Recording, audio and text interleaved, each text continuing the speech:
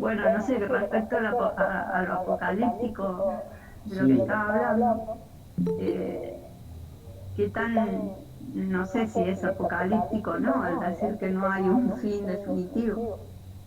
Claro, claro, claro. Me parece que el autor habla de apocalipsis en el sentido de la transformación que estamos viviendo, pero que no Claro. llega a un apocalipsis real, ¿no? Es una mutación que gira en sí misma, ¿no? Me parece, ¿no? Una mutación que va cambiando, pero que no tiene un destino fatal, por lo menos por el momento, ¿no es cierto?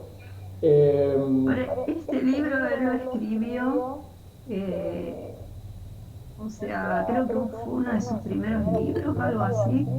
eh, no sé bien si de uno primero, pero una sí. que no sé, bueno, sí, sí, pero no justo en esta época, digo, yo pensaba según lo que leía, que, o sea, estaba avanzado, digamos, vio bastante, pudo visibilizar bastante, digo. No, creo que es el libro creo que es del 2000 más o menos, alrededor de 2000, ¿no? Creo, más o menos.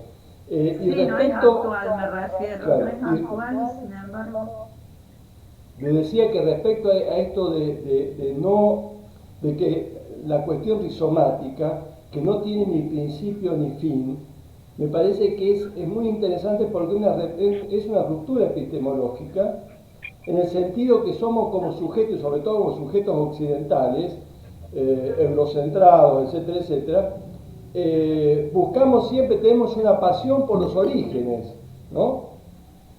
Tenemos una pasión por la construcción de un alguien ahí, sea religioso, lo que sea, que sea el generador de todo. Y también una pasión por hacia dónde, hacia un objetivo, ¿no? El marxismo, por ejemplo, esta pasión por decir, bueno, la revolución, digamos, la teleología marxista hacia, ¿no? El triunfo del proletariado, etcétera, etcétera, ¿no? Bueno, estos autores están, si bien son de izquierda, obviamente, y reconocen el marxismo y todo, están de alguna forma pensando otra epistemología, pensando otro tipo de política, ¿no? Como varios de los autores que hemos visto hasta este momento. Bueno, ¿alguien más? ¿Se ve ahí el gráfico? ¿Se ve?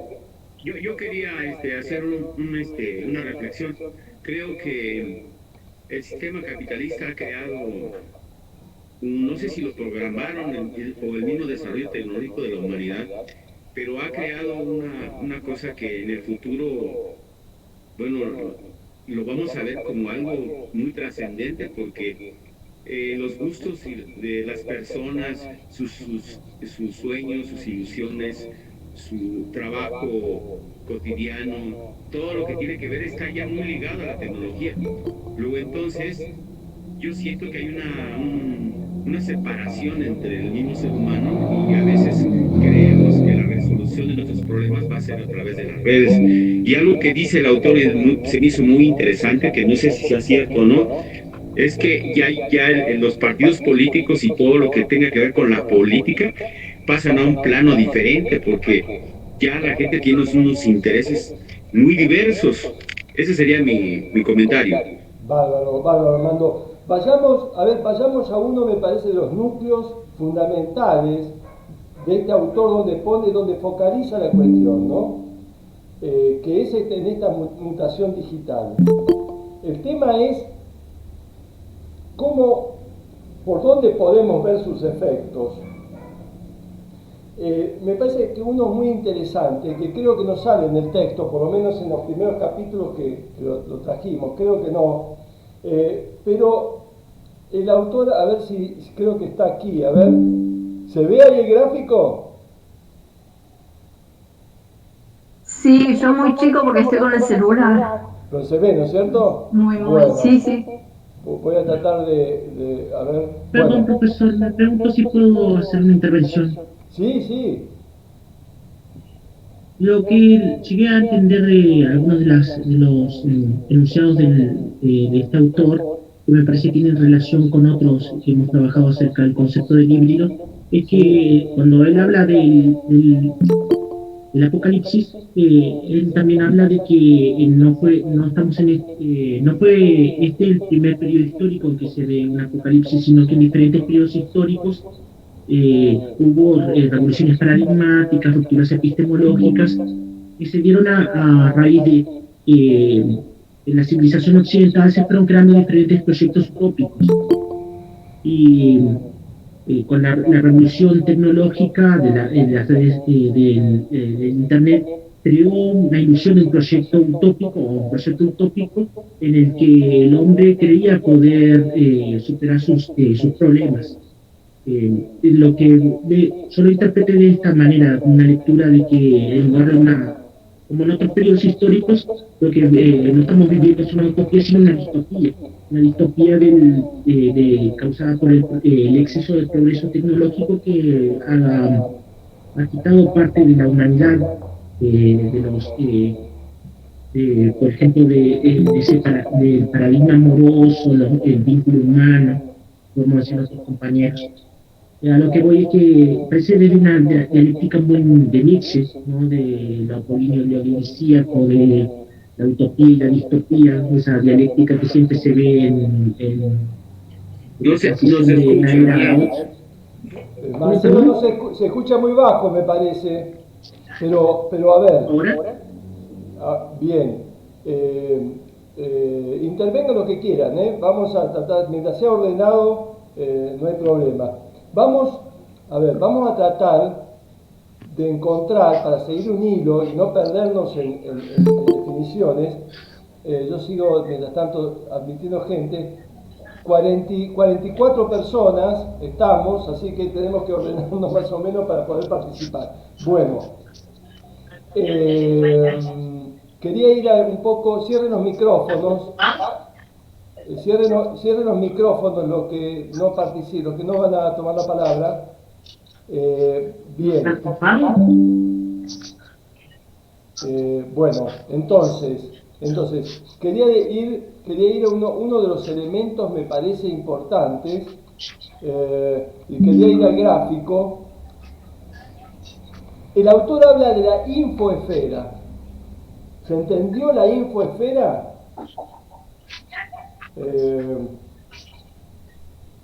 Es donde uno, digamos, es la esfera, ¿no?, situacional, donde uno se incluye como sujeto viviente en un espacio-temporo-espacial, y bueno, y ahí ocurren cosas como ser esta esta mutación digital. Ahora, ¿cuáles son los efectos? Primero, por ejemplo, ahora estamos 45 personas tratando de entendernos y estamos en un espacio casualmente virtual, ¿no? Y ha servido mucho, hagamos una retrospectiva, han sido muy potentes los encuentros que hemos tenido, desde cuando vimos Nietzsche, Deleuze, Rolnik, etc., ¿no? Entonces, hay un elemento importante. Me parece que no es este el punto que el autor plantea. Me parece que el punto es en el automatismo digital, donde cada vez hay menos espacios para la significación, cada vez hay menos espacios para el error, ¿no? Entonces, este automatismo que generalmente se maneja por el binario cibernético, o algo así, el que sepa un poco más que participe, excluye, y esto está ligado a los desarrollos de la tecnología, está desarrollado también con los avances científicos de la objetividad. Acá Marcelo habla de la negación de la otredad, acá en el chat. Hola Marisa.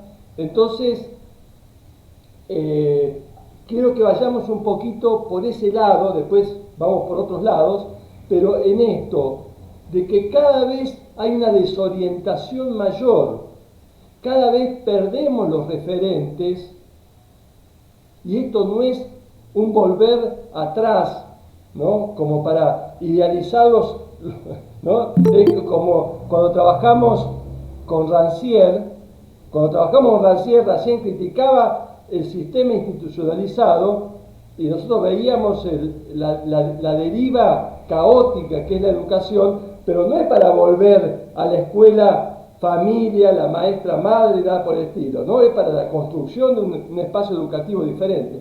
Bien, acá también. Entonces, para poder ir concentrándonos un poquito en un aspecto, que es el aspecto de la significación, que es el aspecto donde comienza a generarse la patologización del vivir actual, ¿no? ¿Por qué la patologización? Porque hay un vacío de sentido, ¿no? El autor, y me parece muy interesante, hasta me parece muy psicoanalítico, habla de que las palabras, el sentido de las palabras, la significación de las palabras, y acá vamos un poco, tienen que ver con el respaldo que tiene cada subjetividad en la voz materna. Fíjense desde dónde, ¿no? Es decir, hay una cuestión de una otredad en la constitución de uno como sujeto. Entonces, las palabras que utilizo, junto con otros, las que utilizamos acá en este espacio, se sostienen de alguna forma en este sostén histórico, genealógico, personal de cada uno de nosotros, y como cultura, como sociedad también. No la quiero complejizar, pero hay algo de la ruptura de las ligazones, entre la palabra y el sentido, entre el significante y el significado. Es decir, la automatización va por las redes de los significantes puros. Y nosotros estamos, como sujetos, en la comunicación en base a sentidos, en base a significados inciertos, ambiguos, que hacen lo que nosotros nos comunicamos en el mundo. Es decir, cuando hablamos con un otro, y acá aparece otro concepto del autor, no me dejen hablando solo, yo sigo hablando, pero no me dejen solo. Cuando nosotros nos comunicamos con otra persona, entran en juego no solamente la palabra como significante, con un código de significación determinado. Hay un montón de signos no verbales que intervienen en una comunicación con el otro. Bueno, toda esa cuestión cada vez está cercenada. El autor habla de sensibilidad. Es decir, la sensibilidad es la empatía, es la conexión que tengo con un otro, ¿no? Que nos comunicamos y establecemos ese lazo mutuo y que permite que entendamos y podamos navegar en cierta incertidumbre, pero que nos entendamos. Lo tácito, lo ambiguo, todo está ahí, ¿no? En cambio, en lo digital se pierde todo esto. Lo digital es sin ambigüedad. Es la tendencia, no es que sea absolutamente así, pero la tendencia es esa, ¿no? Decía, es una de las derivas que trae un cambio antropológico. Es decir, ¿por qué esto trae los efectos? Después dice el autor, bueno, acá tenemos las psicopatologías, entre otras causas, tenemos el pánico, los ataques de pánico, la confusión, la desorientación, ¿se entiende?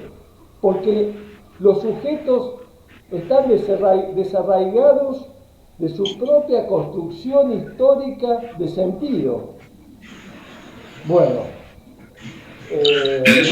¿no? Daniel, ¿sí?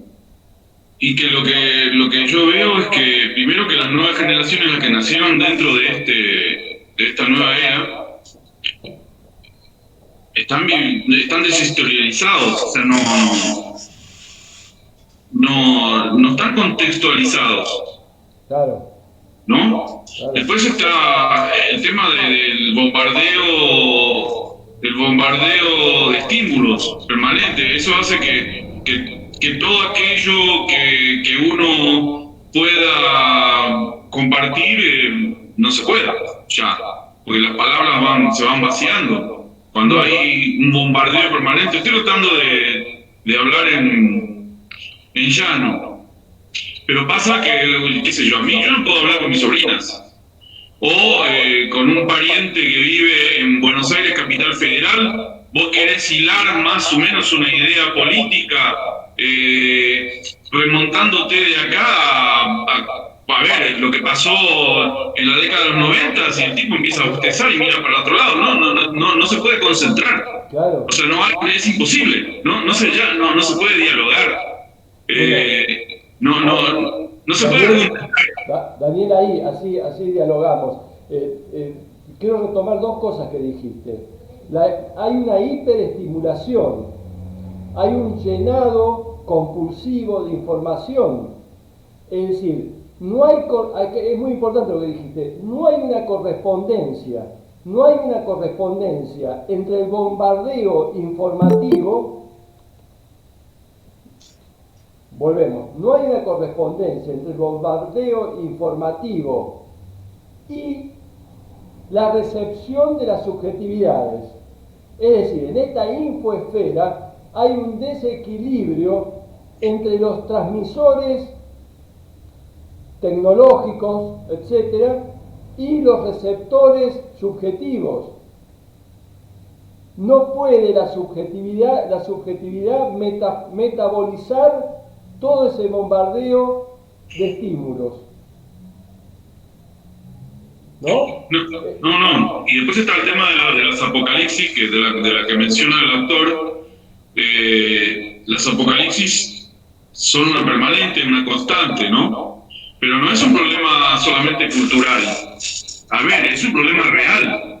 Solamente que no se va a terminar. El apocalipsis no es el fin. No se termina todo. El ser humano se va a adaptar y va a generar nuevos espacios de subsistencia y todo eso. Pero no es algo cultural solamente. No es que ahora estamos viviendo un cambio de época, un cambio de paradigma y nada más. O sea, vos hoy en día te llegan los incendios en todo Occidente a través del celular, y esa es una realidad que es muy difícil de digerirla también para aquellos que deciden mirar. Así que el tema es muy complejo y el autor habla de esa complejidad que estamos viviendo, ¿no? Bueno, entonces tenemos que hay un desequilibrio, entonces. En esta infoesfera hay un desequilibrio entre los estímulos, la transmisión de este otro social construido. Voy siguiendo admitiendo gente, de este otro social, ¿no? Que transmite estímulos tecnológicos, científicos, políticos, porque acá hay que agregar también el neoliberalismo y cómo ingresa todo eso acá, y la imposibilidad, la dificultad y por lo tanto la patologización de las subjetividades, porque no pueden recibir y metabolizar todos estos elementos. Eso por un lado. El otro elemento que decías, Daniel, me olvidé, se me perdió, no sé qué era, pero había otro elemento que quería articular y se me fue.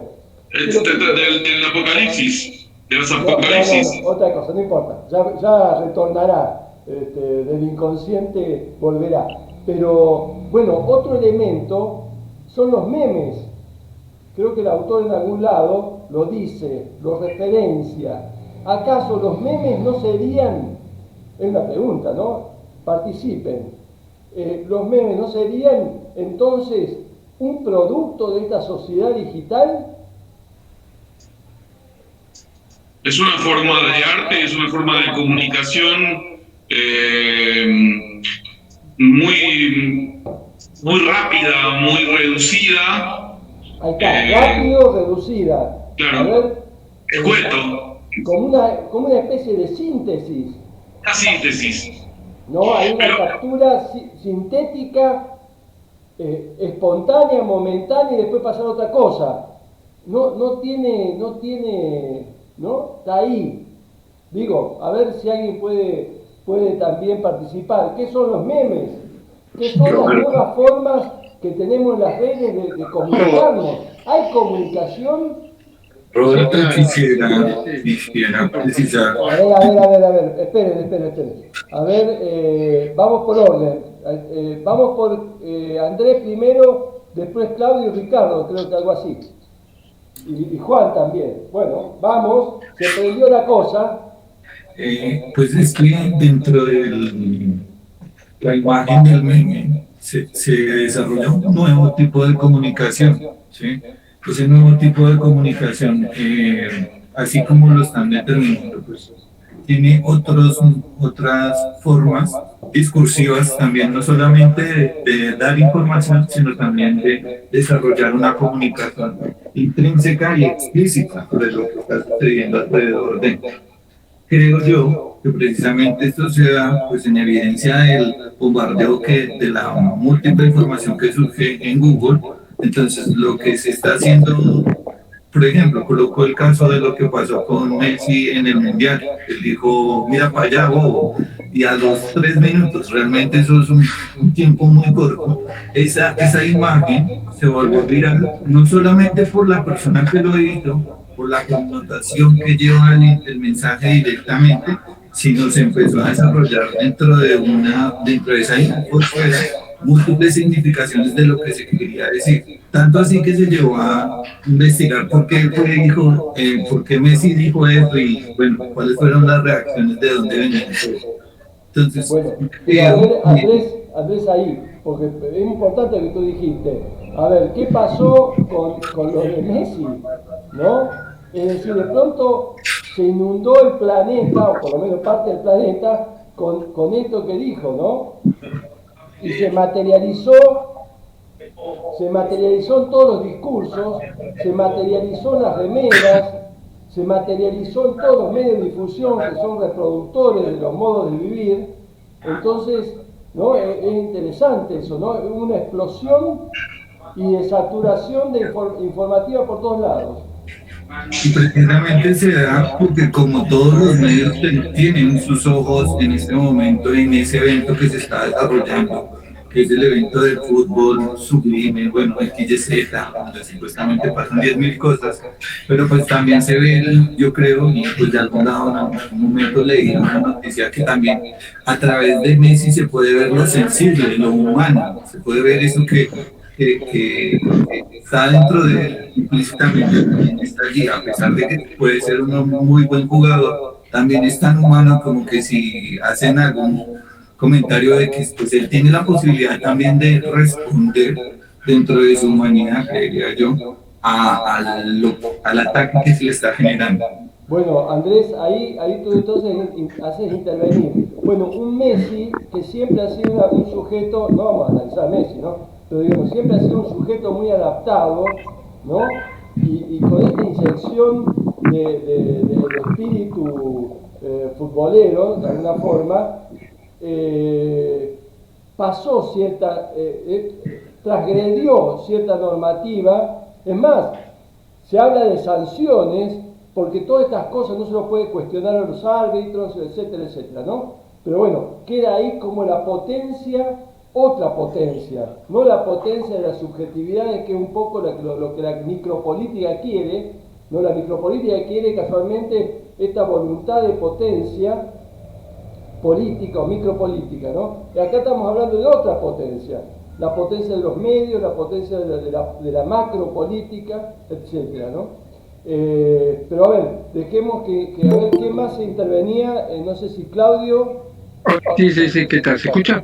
Sí.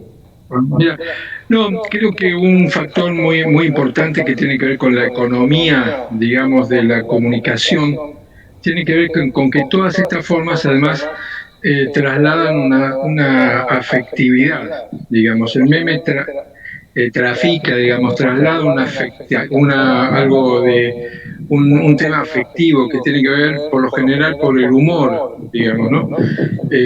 Hay algo humorístico, hay algo de burla, hay algo contestatario, algo que impregna enseguida una adhesión, que es una adhesión de un sentimiento. Fíjense que esa es una forma de fidelización inmediata. Sí. Estaba viendo...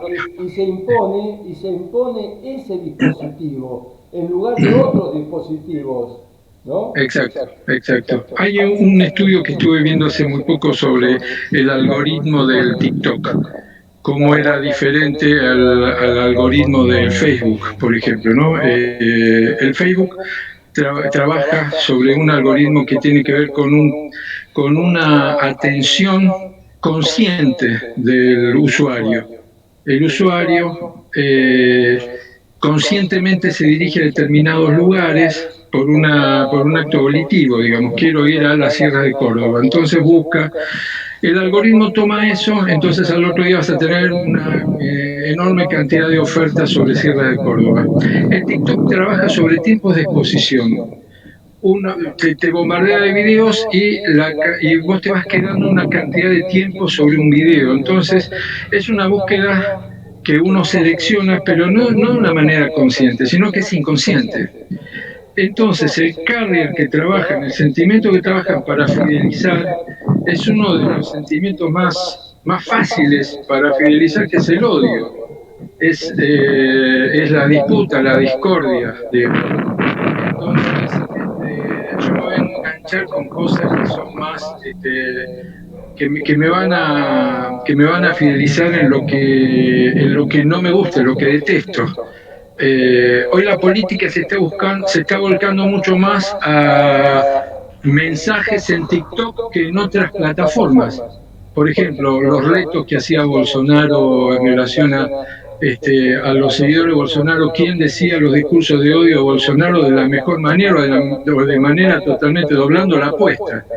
Y eso generaba muchísimas cantidades de visitas, ¿no? Es un sentimiento inmediato que fideliza muchísimo, por lo tanto trafica muchísimo más contactos. Es terrible, pero es así. Claudio, perfecto, sí.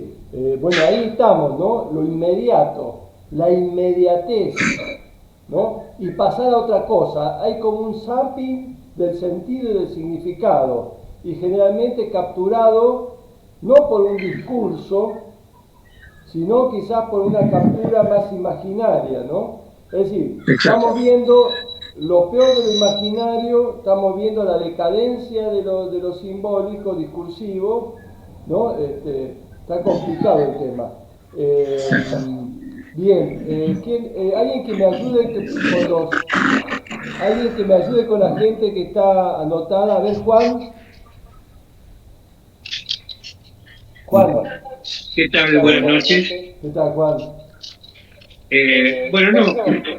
Mientras que escuchaba, estaba recordando que hace unos días vi un aviso publicitario que decía: lee menos para entender más. Lee menos para entender más. Y hablando de los memes, me parece a mí que el fenómeno de los memes es un modo de comunicación evidente y de una síntesis absoluta.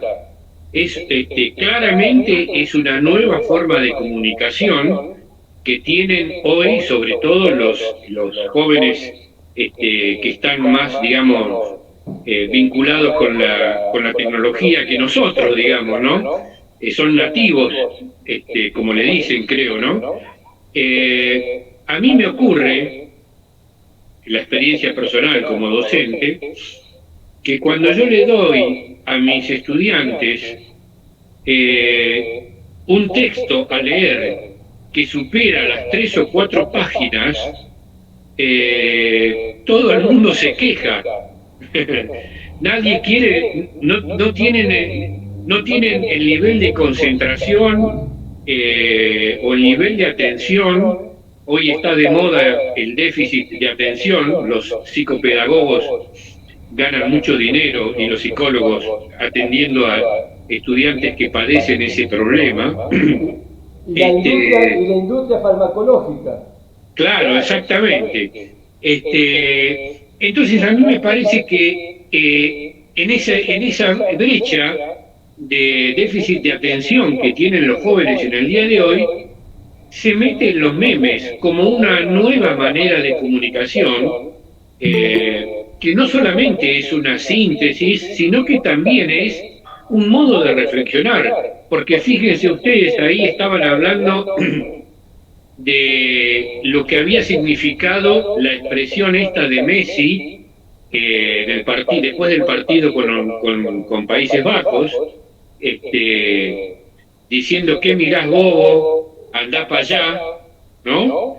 Y todas las reflexiones que se hicieron alrededor de esa frase, de todo tipo, y que tenían mucha carga ideológica detrás de esas reflexiones. Por lo tanto, me parece a mí, digo, ¿no? No hay que hacer del meme, no hay que entender que el meme es una forma inferior o una forma menor de comunicación. Me parece que el meme también es una manera de reflexionar sobre ciertos tipos de realidades.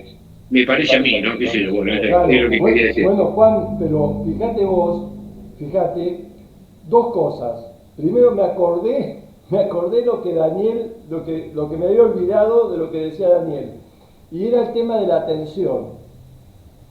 Es decir, en esta mutación antropológica, en esta transformación antropológica, en esta constitución de modos de vivir determinado por la cuestión digital, no se puede sostener la atención.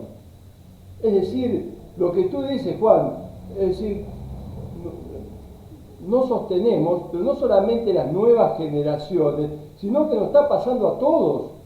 Nos cuesta mantener la atención, porque el zapping se ha impuesto y nos ha llevado arrastrados a todos, ¿no? Cuesta sostener la atención, ¿no? Cada uno la pilotea como puede, ¿no? Pero este es uno de los flagelos que estamos viviendo. Pero hay gente, ya hay investigaciones científicas que están planteando que los sujetos no pueden permanecer mucho tiempo con la atención cada vez es mínima, ¿no? Es lo que tú decías, Juan. Bien. ¿Quién más? No sé si Ricardo, a ver. Hola, Sí. Hola. Dos Ricardo, bueno. Sí, Ricardo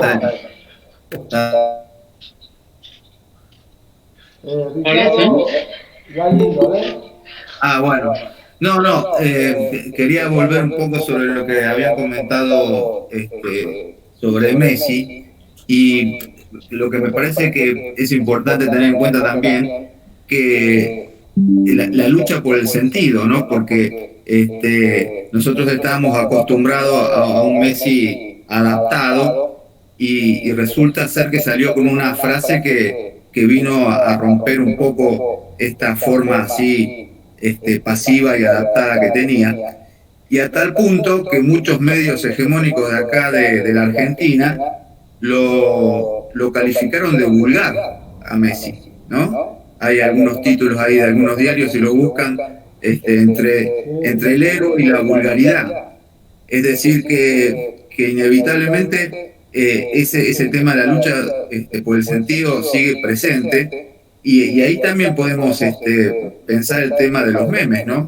Su potencia en la síntesis también entra dentro de la lucha por el sentido, y en todo caso lo hegemónico siempre trata de vulgarizar a los memes, pero tiene una potencia significante muy fuerte. Y por eso, repito, el tema de Messi en ese sentido, cuando yo vi este titular tratándolo de vulgar, cuando, bueno, prácticamente es uno de los héroes futbolísticos de este momento, bueno, ahí había algo claro, digamos, que vieron ahí algo y dijeron, bueno, acá tenemos que tomar cartas en el asunto y agregar otro sentido a esto que pueda ser tan potente, ¿no? Porque se puede disparar para cualquier lado lo que dijo Messi, ¿no? Bien, Ricardo. Bueno, pero fíjate que lo que estamos viendo, estamos dando vuelta entre este desequilibrio. Estábamos hablando de la infoesfera, entre la hiperestimulación de los transmisores de la infoesfera y la dificultad de la recepción elaborativa de sentido desde digamos, la asimilación de las subjetividades, ¿no? En esta composición estamos viendo que cada vez las subjetividades están más pasivas, ¿no? A ver, voy a tratar de meternos en una cosa que no sé, no la tengo ni muy elaborada, se me ocurrió mientras estaban hablando, y es que en última instancia todos los elementos de lucha política en contra de los significados instituidos históricamente en la sociedad patriarcal, etcétera, etcétera, los significados fálicos y toda esta cuestión, en última instancia el capitalismo lo ha arrasado y nos quedamos en una cuestión ahí muy difícil de para dónde vamos. Me parece que la desorientación, y ni qué hablar de la desorientación de la izquierda, sobre todo la institucionalizada, plantea ¿qué hacemos?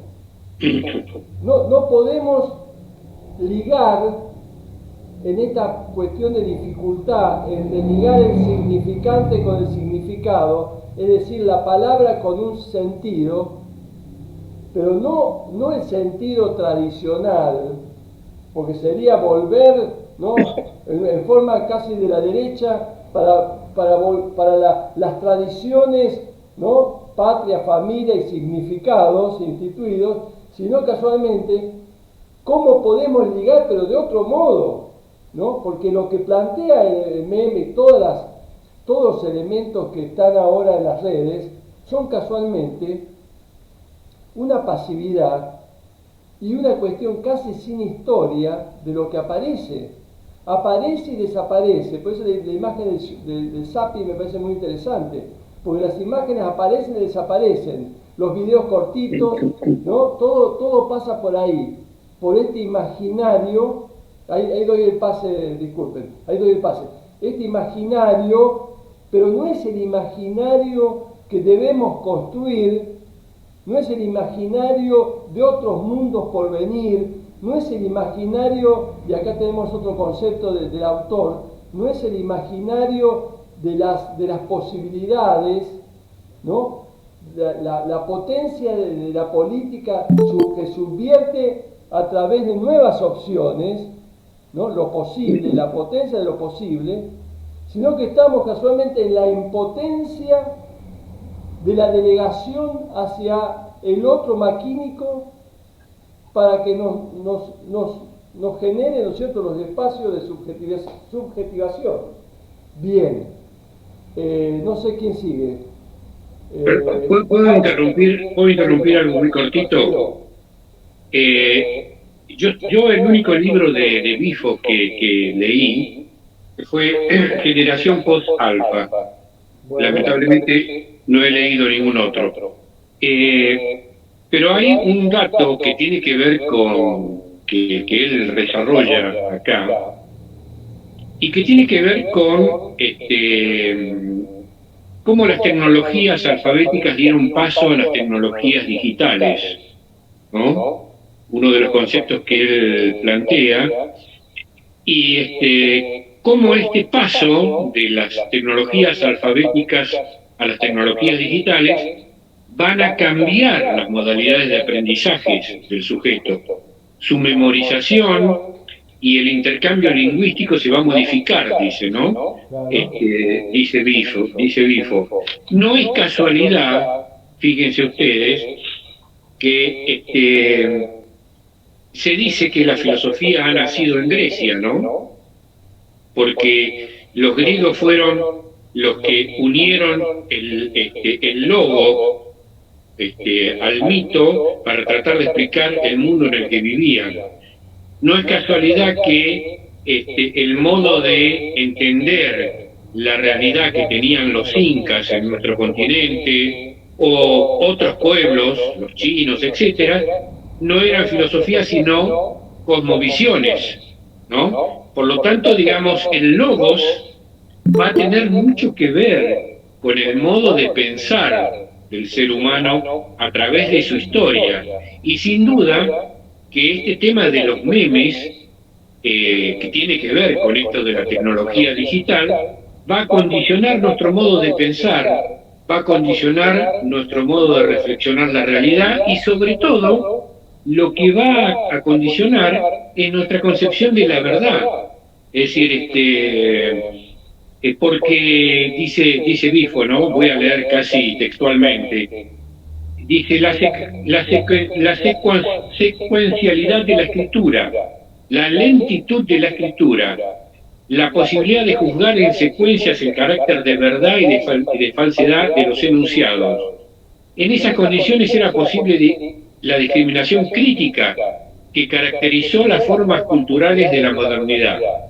Pero en la esfera de la comunicación videoelectrónica, la crítica ha sido progresivamente sustituida por una forma de pensamiento mitológico y la capacidad de discriminar entre la verdad o falsedad de los enunciados se ha vuelto imposible o irrelevante. Me parece muy claro eso, ¿no? Con respecto, para entender el fenómeno de los memes, ¿no? Bueno, pero ahí, Juan, tenemos varios elementos, ¿no? Primero, hay una transición, hay una transformación, hay un pasaje entre la escritura secuencial, articulada, y la escritura o la comunicación digital simultánea, ¿no? En la simultaneidad no hay posibilidad por eso lo que estamos viendo es la destrucción del pensamiento crítico.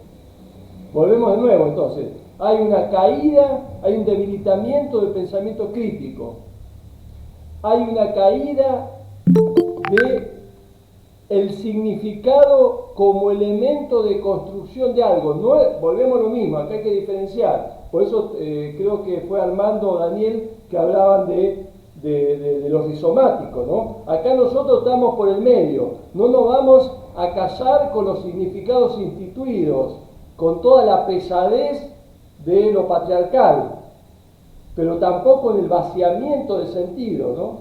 Entonces hay que buscar el enlace entre el significante y la significación en la construcción de sentido para poder, abrir algo, para poder tener algo, este concepto de autonomía.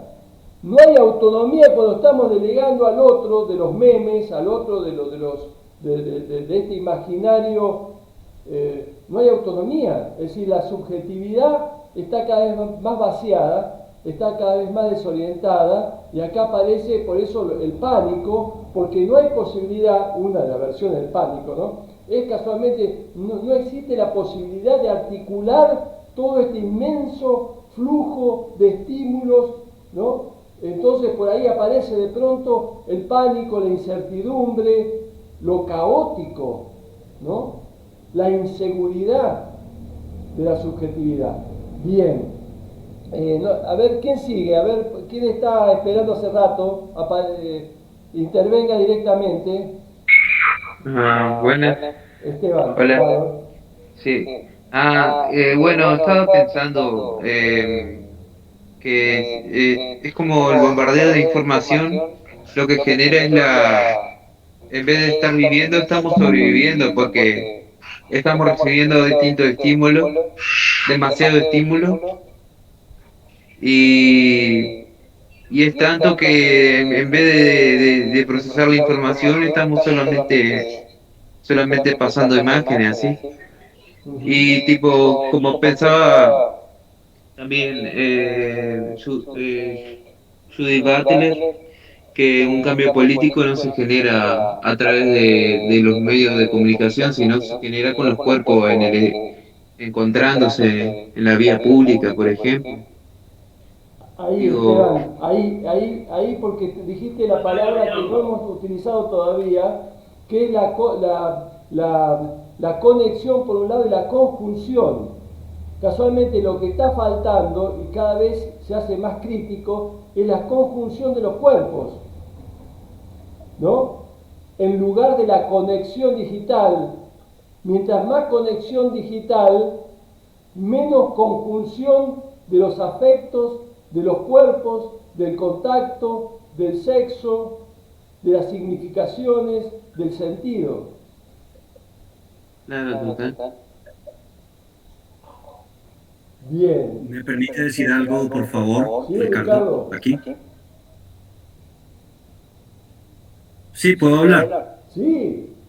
Bueno, quiero comentar algo. Estamos como, vuelvo a recordar una tesis del Antiedipo que decía que la tragedia maquínica que atravesamos es como una oscilación entre la paranoia y la esquizofrenia.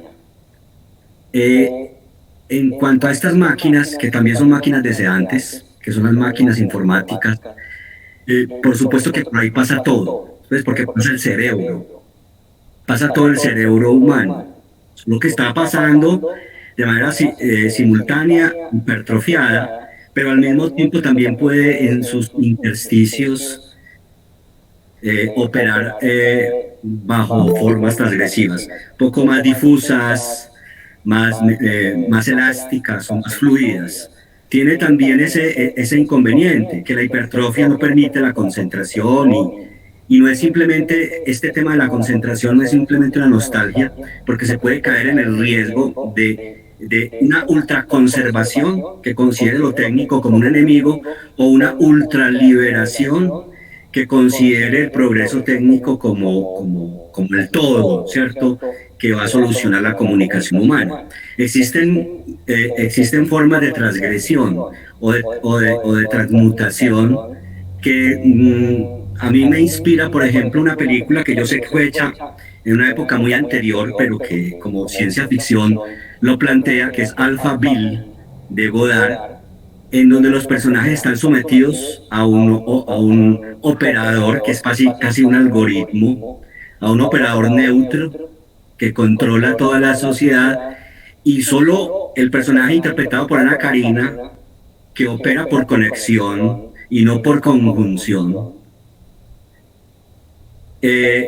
viene a despertar, por decirlo así, de su automatismo cuando le cae sobre su mesa de noche el libro Capital del Dolor de Paul Eluard, como si el libro de todas maneras mantuviera esa potencia de sentido que no podrían tener, a pesar de que los libros pasan por la internet, y cuando pasan pueden pasar cosas muy interesantes o potentes, así como nosotros acá, que bajo estos alvéolos pues estamos en la tecnología, pero al mismo tiempo estamos haciendo pasar chorros de sentido, campos de sentido, tratando de hacer algo con esto, tratando de hacer otra cosa con esto distinta a la simple automatización, como si necesitáramos de la capital del dolor, como si necesitáramos siempre que eso irrumpa. Yo también soy profe, también conozco casos de jóvenes. No son todos los jóvenes los que andan en conexión. Hay jóvenes que desisten de la conexión. Hay jóvenes a los que les preguntamos si están en las redes. Y en muchos de ellos, no todos, pero muchos de ellos no lo están. Y muchos de ellos están buscando tanto las marchas, las protestas, los libros, ¿cierto? Otras formas de contacto corporal que no están únicamente en estado de conexión. Entonces ahí en el libro de Bifo hay como un tratamiento importante entre la diferencia entre conexión y conjunción, para dejar aquí como la inquietud. Claro, bueno, pero casualmente, por eso acá podemos reivindicar o traer, ¿no es cierto?, y que el autor también creo en algún lugar lo trae, que es la epistemología feminista, ¿no?, que casualmente habla de los cuerpos, habla de la conjunción. Entonces, sí, por supuesto, hay siempre por debajo, siempre hay estos devenires rizomáticos, estos encuentros que generan efectos, estos que generan nuevos sentidos. Entonces, por supuesto que sí, pero a la vez tenemos toda esta invasión general, ¿no? Y el autor por ahí habla del concepto de enjambre. No sé si alguien lo visualizó por ahí, la cuestión del enjambre, y lo diferencia del automatismo, lo diferencia de la red. Es decir, que tenemos una socialización global en red, que es mecánica, con los nodos de conexiones, pero con poca subjetividad. Y tenemos el enjambre, que es otra forma colectiva de relacionarse, pero ¿cuál es la diferencia que pone el autor? La intención, que podemos hablar del deseo. Es decir, que entonces tiene una orientación. La orientación no la da en estas redes mecánicas donde está todo autocentrado, con un punto referencial de centrado. Acá está disperso, pero a la vez hay deseo, hay cuerpos, hay sentidos, hay motivaciones, ¿no? Bueno, el concepto de enjambre lo desarrolló más bien Byung-Chul Han, el coreano, ¿no?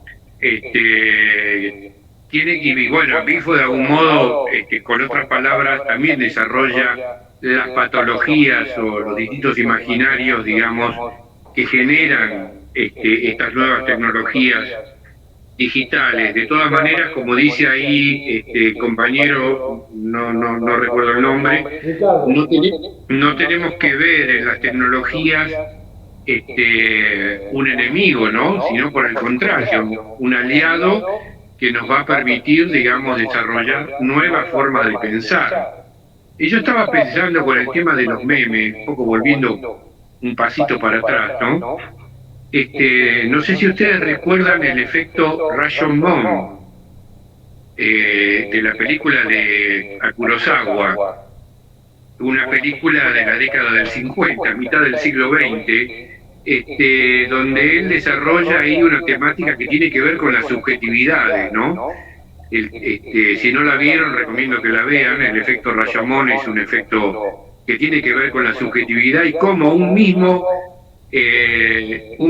misma situación puede ser contada desde distintos lugares,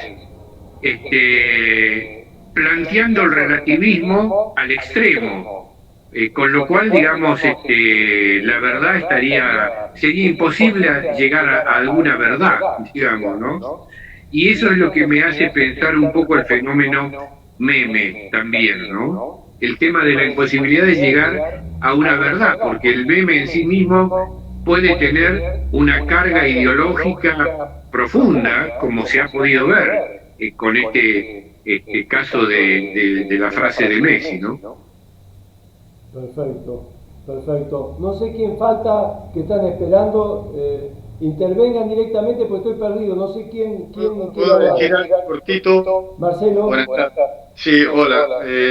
Vuelvo, no quiero ser reiterativo, pero me gustó mucho la vez pasada también la conversación que tuvimos acerca del colono y colonizados, de Fan. Digo que de Messi surge ahí, digamos, ese colono que la sociedad tiene adentro, porque, digamos, quedó ahí expuesto, en cierto modo, para esas personas para ese colono que llevamos dentro, de que Messi tiene cierta ascendencia villera, como habitualmente se dice. Entonces, para el sistema, un producto como Messi, con tanta trascendencia deportiva, con ciertas habilidades que son solamente propias, o con esas capacidades que son muy esporádicas, que salen de vez en cuando, que sea, digamos, un producto inacabado que se exprese de esa manera. Entonces la sociedad colona hace de que, o espera de esos personajes que hablen de otra manera. Entonces que él se haya expresado allá, como dijo, deja al producto inacabado, no terminado, para el sistema capitalista que todo lo vende. Entonces, desde ahí queda evidente de que él es un producto desde otro lugar. Entonces, nosotros entendemos como que si está ahí, y es Messi, todo lo que eso, esa relación con el mundo que tiene Messi, no podría hablar de esto. Entonces, creo que queda a la luz eso de que nosotros también tenemos esa parte corona adentro, porque seguramente a todos nos pareció que algo no estaba bien o que algo nos llamó a la atención. Entonces digo yo, cómo a veces nosotros también buscamos emblanquecer la situación, porque Messi aparentemente, por su forma de hablar, es un producto del barrio donde los colonos no vivían, haciendo mención a Fanon, donde decían que había un barrio para colonos y un barrio totalmente paupérrimo para los colonizados. Bueno, entonces, ahí, tomando, Marcelo, perdón te interrumpa, si nos perdemos en ese punto. ¿No será acaso que Maradona y Messi, no será casualmente esta mutación digitalizada? ¿No? Es decir, Maradona más desde un lugar y Messi más al prototipo porque Messi, digamos, es un producto más neutro, ¿no? Más neutro, siempre muy adaptado a la... Chocó, que surja esto, chocó, claro. Pero fíjese, hay casualmente un meme, un dibujo de una en las redes, de un dibujante, que casualmente lo dibujó a Messi con la frase, y al lado, en el oído, lo dibujó a Maradona, hablándole al oído. Fíjense, si no es esa síntesis casualmente de esta transición. Pero... Gracias por escucharme, eso es lo que quería aportar. Gracias. Roberto. Sí. Ok. Buenas noches. Pablo. Roberto. Sí. Buenas noches. ¿Qué tal? ¿Cómo estás? Primero, pues muy contento de terminar el año con esta oportunidad de intercambiar con ustedes.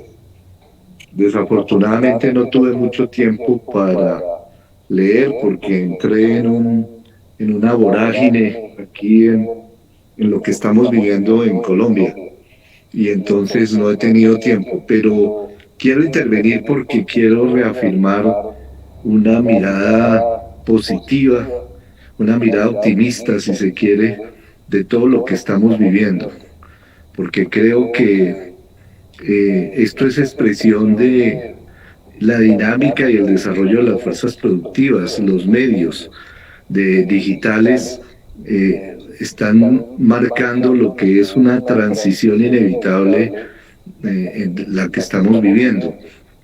Y efectivamente, fíjense que los medios indudablemente están inscritos dentro de toda la lógica de la acumulación y la ganancia y se convierten en un instrumento también para generar esos procesos no solo de económicos, sino procesos de control y de las subjetividades, pero también abren líneas de fuga.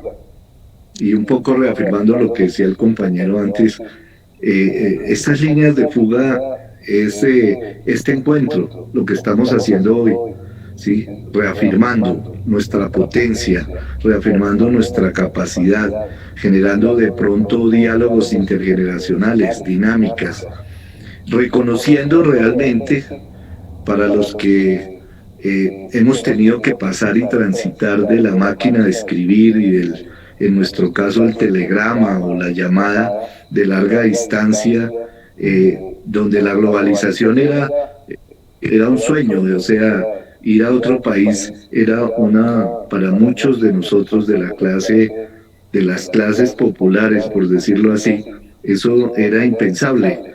Hoy lo es, y transitamos y viajamos no solo físicamente, sino viajamos emocional, sensiblemente y también en el pensamiento.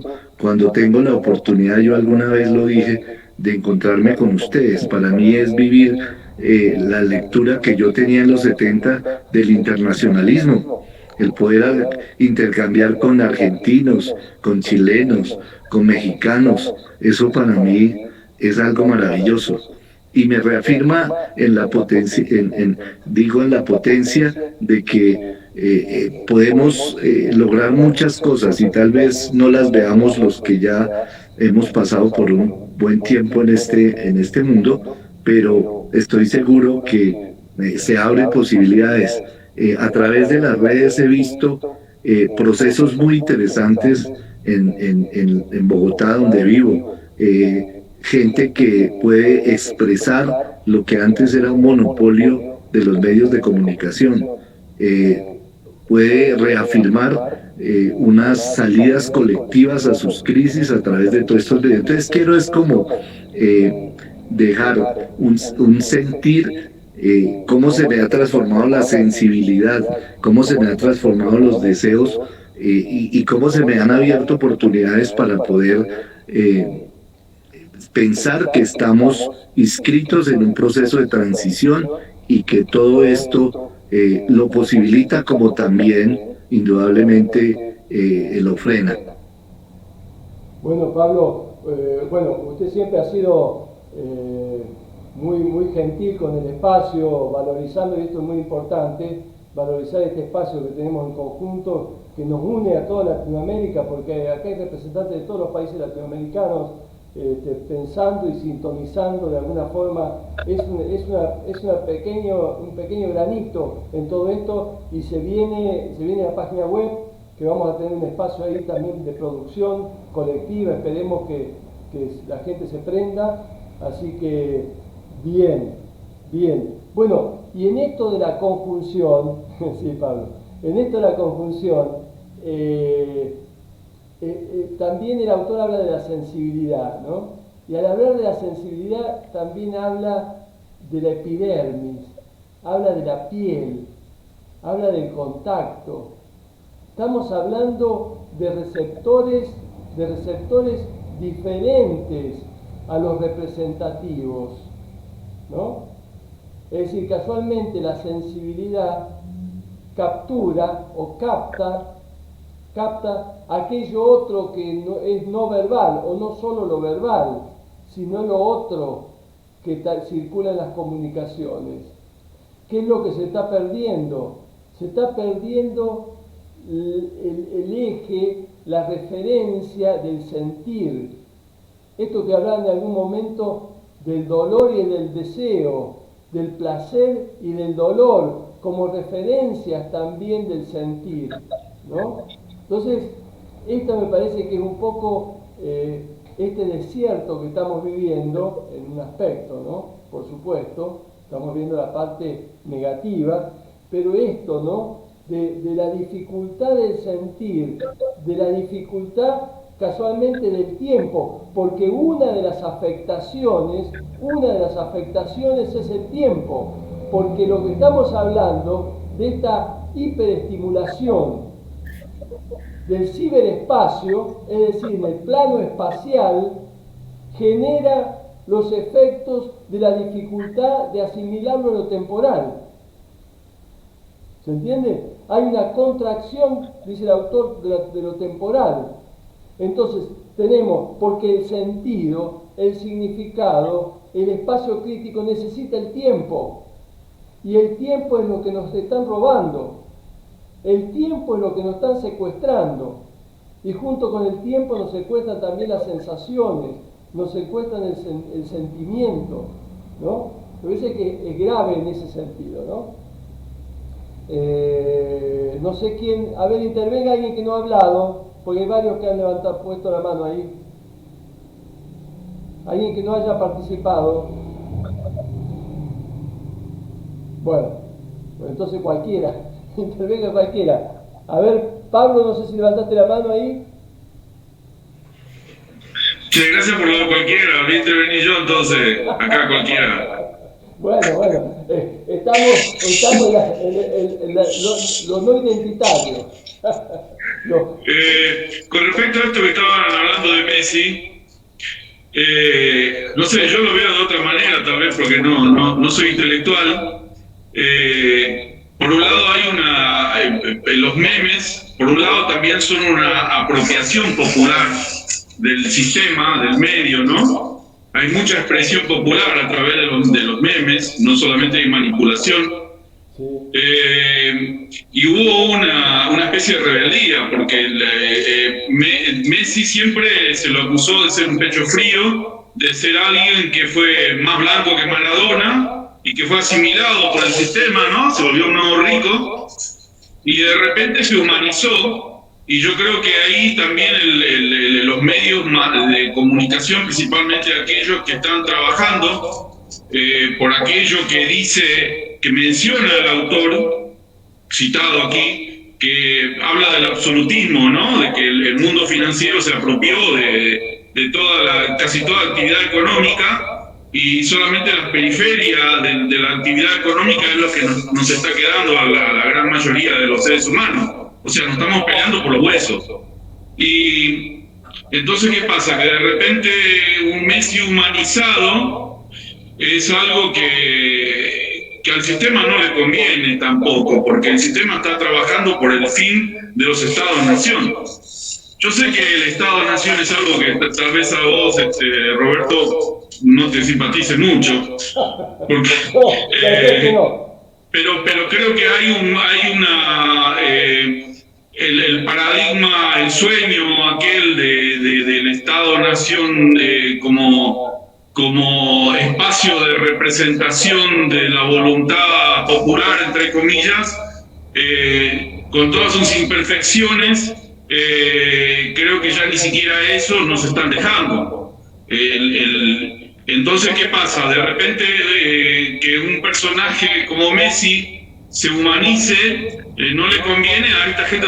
Concretamente, estamos hablando del canal de televisión de La Nación, de Clarín, acá en la Argentina, que han reaccionado violentamente porque son los que están trabajando para terminar con los Estados-nación aquí en Latinoamérica. O sea,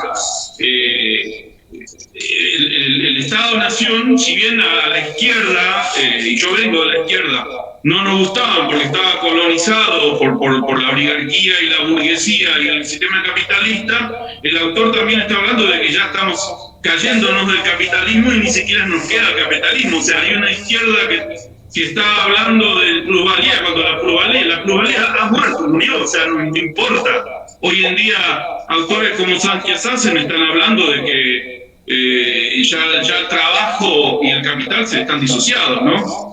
Claro, pero ahí, Daniel, ahí dijiste varias cuestiones. Primero, la cuestión del Estado-Nación, ¿no es cierto?, que sí, en algún momento podría haber sido un elemento con el estado de bienestar.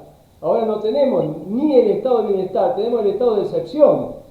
O sea, lo que prevalece ahora es el estado de excepción, es decir, la judicialización de la protesta, las medidas tomadas directamente, ¿no?, sin pasar por los estamentos institucionales. Pero aparte, suponiendo que sea el Estado-Nación, el Estado más emblemático y que funcionara relativamente bien, volvemos a ser todos borregos de la delegación hacia los supuestos representantes nuestros, ¿no?, etcétera, etcétera, etcétera. Pero bueno, no volvamos a ir a dar vueltas, porque, digo, me parece que lo de Messi, tomamos ejemplo, hay mucho para hablar de la cuestión de Messi, ¿no? Pero a mí me parece que Messi siempre ha sido un sujeto adaptado, ¿no?, con su perfil de limpieza, de transparencia. No, el problema no es Messi, perdón, que te interrumpa. El problema no es Messi. El problema es que el conjunto del populacho, a través de los medios de comunicación alternativos, de las redes sociales, se apropió de Messi para humanizarlo. Ese es el problema, no es el problema. Está bien. No estamos hablando de Messi, estamos hablando de los memes. De donde venga Messi fue un producto, es un producto. Pero bueno, totalmente, estamos hablando de los memes. Pero claro, pero bueno, salgamos un poquito de ahí porque vamos a entrar en cuestiones, pero me parece que lo que lo humanizó casualmente a Messi es casualmente que se rebeló, que se enojó y que lo generó y lo tiró, ¿no? Por eso decía la transición de Maradona a Messi, era un poco la transición casualmente del sujeto más impregnado con la sensibilidad de un Maradona, con todas sus cuestiones, ¿no? A un sujeto hiper adaptado, ¿no? Digitalizado, si vos querés, de Messi, ¿no? Entonces, todos nos identificamos con ese Messi que de pronto dijo algo otro. Igual que cuando toma la selección argentina, la toma y lo toma como toma un liderazgo de alguna forma, ¿no? Bien. Bueno, pero a ver, no nos quedemos con Messi. Demos el paso a alguien más. ¿Quién más quería? Así seguimos, Daniel, con el tema. Hola, sí, Ricardo. ¿Qué tal? Sí, a ver, he escuchado varias cosas. El tema de que se terminó la plusvalía me parece lo más absurdo que he escuchado en mucho tiempo. Claro, a ver, Twitter acaba de echar a mil trabajadores y no le dan los números. A ver, el valor solo lo produce el trabajo humano y eso no ha cambiado. Y los estados-nación revisar los números. Son los garantes del capital total de la sociedad. O sea, los estados-nación surgen como el garante del capital total en el capitalismo. Yo cuando escucho, por un lado el sujeto, por otro lado la sociedad, por otro lado la tecnología, me parece que acá se está perdiendo la cuestión de la unidad. O sea, la libertad humana es la forma de la enajenación de la mercancía. Y estamos perdiendo esa característica. Sí, lo que pasa, Ricardo, te entiendo, y de acuerdo en general contigo, pero ¿sabes qué pasa? Me parece que la lectura, hay un micrófono que está abierto, la lectura me parece que se debe ampliar, no solamente dirigirlo como una lectura económica, con el elemento mercancía como el significante amo para la lectura. Me parece que se está abriendo muchísimo. Eso no quita que obviamente el elemento plusvalía es obviamente.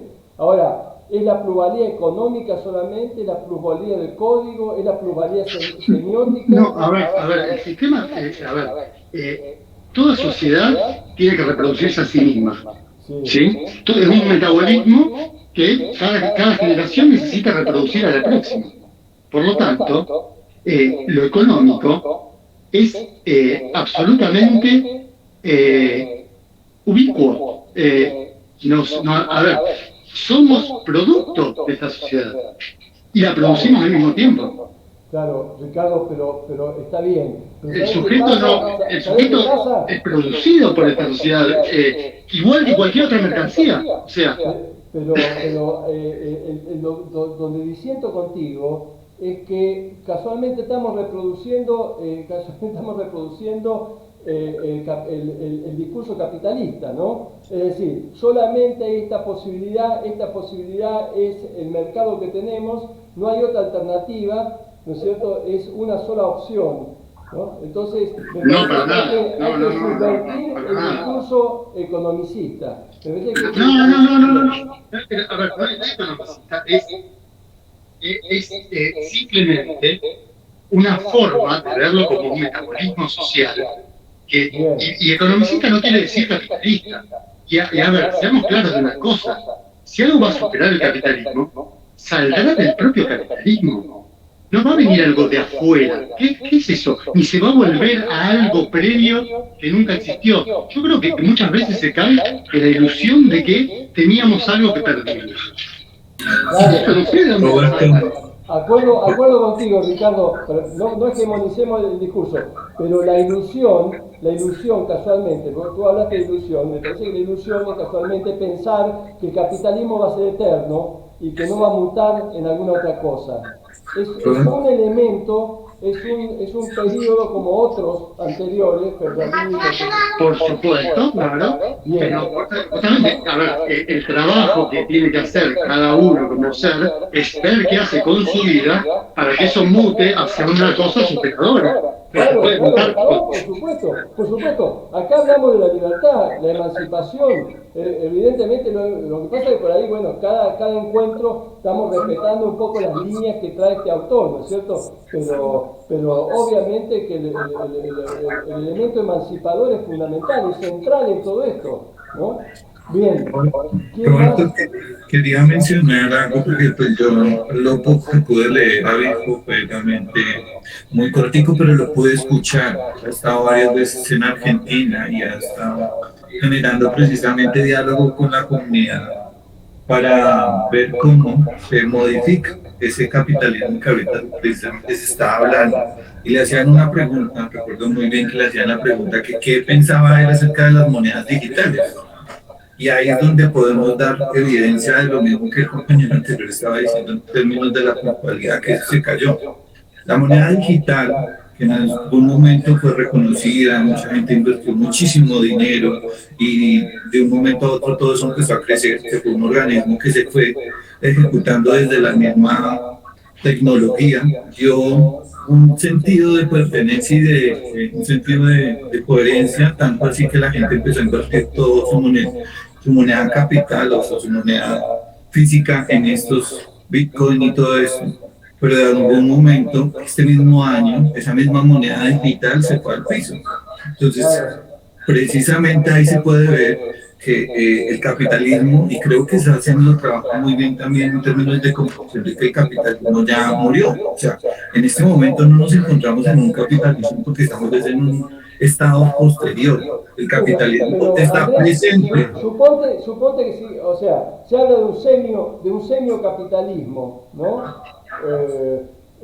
O bueno, diversas manifestaciones del capitalismo. Hay una mutación.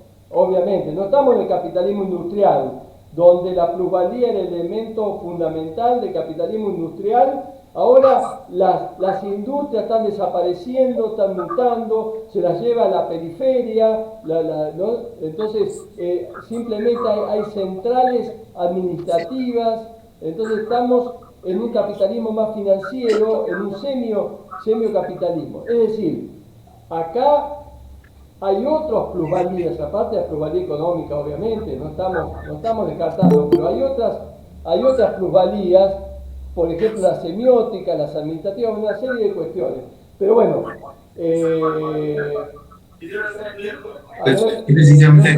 buenas. Bueno, solamente quería mencionar que no solamente digo estamos en este capitalismo que ha mutado, sino que coexisten varias formas, por ejemplo el cooperativismo o el socialismo. Digo, están ahí presentes y no sabemos cuánto tiempo va a dominar el capitalismo, pero podría cambiarse a estas otras maneras, pero la veo difícil. Claro, pero bueno, está el fenómeno que vimos acá en un encuentro, que es el zapatismo. Vimos el zapatismo y cómo se apareció como una ruptura y se mantiene como una ruptura. En este momento está criticando al gobierno de izquierda de México, ¿no? Con el tema del tren Maya, etcétera, etcétera, ¿no? Es decir, hay alternativas. Lo que pasa, me gustó lo de Ricardo de lo ilusorio, porque, ojo, nosotros no solamente tenemos que pensar las luchas actuales, sino también qué mundo queremos vivir, porque si solamente nos quedamos en lo actual, vamos a tener que el capitalismo es triunfante, absolutamente. Entonces, si pensamos una política por venir, podemos pensar otra cosa, y que hay otros mundos, tomando los zapatistas, que hay otros mundos posibles dentro de este mismo mundo, y que no es el mismo mundo hegemónico exclusivamente como lo dice el sistema, ¿no? Neoliberal, etcétera, etcétera, ¿no? Pero bueno, ¿quién más? No sé quién más. Intervenga el que no ha hablado todavía, y si no, intervenga aquí cualquiera, a ver, cualquiera, entre comillas, no se me enojen con lo de cualquiera. Bueno, tratamos de pasar de otro tipo de subjetividad, ¿no? La subjetividad cualquiera, las subjetividades anómalas, las subjetividades otras también forman parte. Roberto, yo quería hacer un comentario. Sí. En esto de la mutación antropológica que el autor está describiendo muy bien, creo que es una oportunidad para que nosotros, desde el punto de vista rizomático, tengamos la posibilidad de seguir creciendo en ese sentido de hacer la conciencia y de mantener las subjetividades en contra de la cosificación, porque si bien es cierto que en la mutación antropológica eres un número, eres un algoritmo en el cual te venden lo que ellos quieren, pues nosotros tenemos que estar alertas y poner a la gente que podamos alertas en esa actividad rizomática o en esas micropolíticas para poder ayudarle a la gente, ¿no? En ese sentido, porque es cierto que es demasiado fuerte el control de la tecnología. Por ejemplo, ¿quién maneja Facebook? Norteamericanos. ¿Quién maneja Twitter? Norteamericanos. ¿Quién maneja todas las formas tecnológicas que están en el mercado? Son manejadas por el imperialismo, ¿no? Entonces, luego nosotros somos la resistencia. Eso es lo que quería comentar. Gracias. Claro, perfecto, Armando. Somos la resistencia, pero también tenemos que pensar que la lucha no es solamente en el marco macro, ¿no? Porque si no estamos en el horno. ¿Qué posibilidades tenemos para subvertir el sistema de la macro, ¿no? Salvo militancias y militancias? No todo el mundo puede hacer militancia en la calle, etcétera, etcétera, ¿no? Entonces, me parece que también hay una diversidad y una multiplicidad de posibilidades micropolíticas por venir. Me parece que es importante, ¿no? Y de pronto este espacio es un pequeño granito para encontrarnos y poder generar cosas, ¿no? Así que... Disculpe, ¿no? Las multiplicidades, y no solo a través de los ismos, el capitalismo, comunismo, socialismo. O sea, dejar de lado por ahí los ismos, que son más macros, y apuntar a los micropolíticos, donde ahí se enfrentan las multiplicidades. Claro. Pero fíjate vos que no solamente son los ismos, sino también son marxismo, ismos personificados, marxismo, trotskismo, ¿no? Siempre con la referencia a un sujeto. Volvemos la vieja matriz patriarcal de referenciar un amo que sea el referente y que ilumine y que todos nos vayamos alrededor del líder, ¿no? Lo cual no está mal, digamos, pero que el líder mute, ¿no? Que el líder que circule. Esa es la micropolítica. Esa es casualmente la política por venir. Subvertir estas matrices históricas, hegemónicas, porque de pronto estamos luchando y decimos no al eurocentrismo, no al logocentrismo, no al patriarcado, y de pronto cada uno de nosotros replicamos, reproducimos el patriarcado, etcétera, etcétera, ¿no?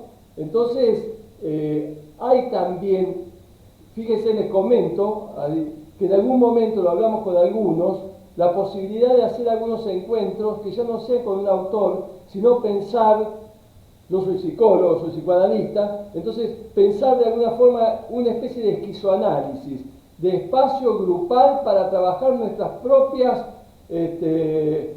síntomas, pero no síntomas psicopatológicos, sino síntomas como cargados de construirnos, como un espacio de deconstrucción, ¿no? Es decir, porque ya hemos visto varias veces que cargamos al sacerdote, cargamos al amo, cargamos al fascista dentro de nosotros, somos una reproducción en micro de todos esos elementos, el moralista, ¿no? el fascista, etcétera, etcétera, ¿no?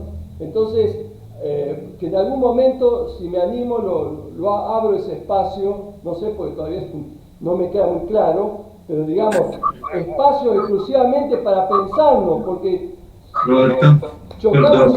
Chocamos siempre lo mismo, ¿no? Es decir, nos creemos que somos libertarios, emancipadores, y de pronto replicamos y reproducimimos el sistema. Andrés. Quisiera decir algo, pues tú estás proponiendo ese espacio y ahorita durante esta sesión se han mencionado varias películas. Y yo creo profundamente en lo que el cine puede gestionar en cada uno de nosotros, pues viéndolo desde una parte, no solamente de que se está gestionando un actor o un proceso que hay de producción detrás de, sino también cómo ese proceso nos habla a nosotros mismos. Precisamente en el espacio que estás proponiendo, ahorita lo trataba de unir, sería chévere pensarse pues la posibilidad de generar o gestionar ese espacio con una película o con algo de arte, ¿sí? En el sentido de que el arte también nos lleva a reconocernos a nosotros mismos, ¿no? Y a romper de pronto con esos esquemas que de pronto están dentro de nosotros mismos. Claro, sí, lo vamos a ir, como ya viene próximamente en la página web, que próximamente ya está, me he demorado bastante por diversas circunstancias, pero ya va a estar la página siempre abierta, gratuita, y el espacio de un posible esquizoanálisis también va a ser gratuito, abierto y colectivo para todo el mundo, así que, bueno, pero siempre centrado de alguna forma en la posibilidad de la propia producción, no solamente la deconstrucción, porque no es solamente el aspecto negativo de crítica, sino la posibilidad de abrir flujos deseantes, productivos, que son los que están bloqueados, pero no, nosotros vemos los bloqueos en el otro, vemos los bloqueos en los otros. Lo que tenemos que vernos también, aparte de los bloqueos en los otros, en el sistema social, en los grupos, en el modo social, sino también los propios bloqueos subjetivos personales, singulares, ¿no? Porque lo que también tenemos que acá habilitar nuevos flujos, ¿no? A través de nuevos dispositivos, abrir nuevos flujos de producción deseante. Este es el punto, esta es la lucha. Vamos perdiendo la lucha por diversos lados, estamos perdiendo la lucha en el pensamiento, estamos perdiendo la lucha en la subjetividad, estamos perdiendo la lucha en la producción deseante, es decir, estamos para atrás en el sistema, ¿no? Bueno, un silencio total. Bueno. Jorge. Bueno, buenas noches para todos. Mira, lo estuve escuchando, perdón que entré un poco tarde, me perdí un poco por problemas. Bueno, lo que quería opinar por ahí, la mirada, o sea, estoy totalmente de acuerdo con la mirada de Ricardo por ahí en sus opiniones, pero ¿cómo la veo yo? Pues yo creo que el sistema, por el mismo sistema de la fuerza de las cosas que ha originado ese metabolismo humano desenfrenado e insaciable, vamos a un camino de que sí o sí el sistema tiene que cambiar. No sé de qué manera. Tampoco seamos ingenuos y pequemos por ingenuos de que los estados son el resultado de la colonización eurocéntrica. Como ejemplo, tomo acá nuestra constitución, no nos olvidemos que tiene un sesgo neoliberal que le imprimió Alberti totalmente. Hay muchas cosas que cambiar. Aparte, perdón, Jorge, de lo primero que nosotros no podemos tomar ningún acto político, solamente aquel de elegir nuestros representantes. No, por supuesto, estoy de acuerdo. Pero yo creo que lo más, ¿cómo te podría decir? Más jodido para mí, para romper, es romper la cooptación de la subjetividad hegemónica que no implementado el sistema. Yo creo que si no cambiamos la mirada, otra mirada de pensar, esta ingeniería lingüística que nos ha implementado es muy difícil de romper, y únicamente yo la veo, la única salida a través de la educación. No te olvides que aparte de los... De educación, que es una de las instituciones de reproducción de lo mismo, ¿no? De reproducción del sistema de dominación. Fíjate, hasta No, sí, no, totalmente de acuerdo, hay que cambiarlo, pero yo te digo por ahí, quizás por mi formación tengo otra mirada, yo creo que lo que origina el capital son los recursos naturales y están hechos pelota, hemos llegado a agotarlo totalmente, o sea que sí o sí tenemos que cambiar, o sea, una educación aparte de cambiar el eje epistemológico con una raíz pivotante muy fuerte en la parte ecológica, ¿viste? Cosa de que vayamos cuidando nuestro medio ambiente, nuestra casa, porque si no, esto creo que se va todo al diablo. Es que estamos chocando contra la pared, ¿no? Estamos chocando contra la pared por los sistemas, los estragos que está sucediendo, y ni así la capacidad de negación, de autoengaño, etcétera, es tan poderosa que vamos a ver que se nos derrumba la casa y vamos a seguir viendo, no sé qué causalidad darle a todo esto.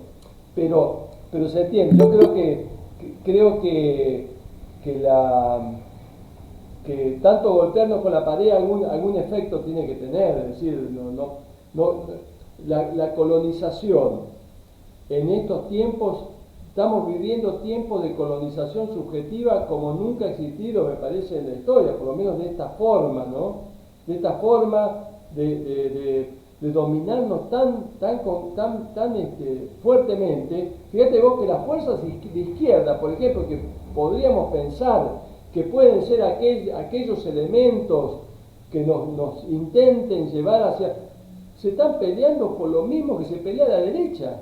Entonces estamos en el horno, estamos directamente en el horno. Entonces, no quiero ser tan apocalíptico, pero digamos, está muy difícil la cuestión, porque el sistema ha codificado a la propia izquierda. Entonces, sí, no tenemos muchas opciones. Totalmente de acuerdo. Ahora, yo la única alternativa que veo de los territorios, empezar porque prácticamente... lo elemental es la comida y los medios que nos producen la comida, la pampa húmeda argentina prácticamente la hemos hecho un extractivismo salvaje que hemos perdido cantidad de minerales, o sea, no ha cambiado nada. O sea, si tomamos la colonización de la época de los españoles, cuando empezaron a explotar las minas de Potosí, prácticamente seguimos en el medio insultivo, porque ahora con los commodities están llevando toneladas de grano, dentro de esos granos nos llevan minerales, nos llevan agua, y no hay una economía que te compense los... Y los gobiernos, por esto del commodity, etcétera, los gobiernos son cómplices, ¿no? Para sacar sus pequeñas miserias de ganancia, son cómplices de todo ese saqueo, de nuestro territorio. Pero aparte tú hablaste de comida, yo agregaría de agua.